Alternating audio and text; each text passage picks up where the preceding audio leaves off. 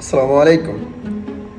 একটি সংবাদ সম্মেলনে জনাব মির্জা আব্বাস সাহেবকে সাংবাদিকরা কোশ্চেন করেন নাসিরুদ্দিন পাটোয়ারি সম্পর্কে। মির্জা আব্বাস সাহেব বলেন যে আমি তো নাসিরুদ্দিন পাটোয়ারিকে চিনিই না। You serious? ঠিক এই কথাটা জানার পর নাসিরুদ্দিন পাটোয়ারি কে করছে জানেন? একটা ট্রাক ভাড়া করছে, 2-3টা সাউন্ড বক্স নিছে, কয়েকশো পোলাপাইন নিয়ে মির্জা আব্বাস সাহেবের বাড়ির সামনে দিয়ে গান বাজাইতে বাজাইতে নাচতে নাচতে গেছে।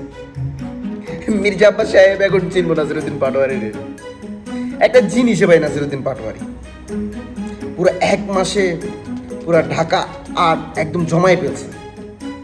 আমি এখন 100% শিও দিয়ে বলতে পারবো যে এখনো পর্যন্ত কেউ বলতে পারবে না যে এখন ঢাকা আট আসনে কে জিততে পারে, কেউ বলতে পারবে না। যদিও আগে যখন নাসিরুদ্দিন পাটোয়ারি প্রথমে আসছিল তখন সবাই বলছে যে মির্জা আব্বাসের পোস্টারের সমান নাসিরুদ্দিন পাটোয়ারি ভোট পাইব না, কিন্তু এখন দাবার গুটি পাল্টাই গেছে। খেলা যে চলছে কোন লেভেলে, কে জিতবে বলে আপনি মনে করেন?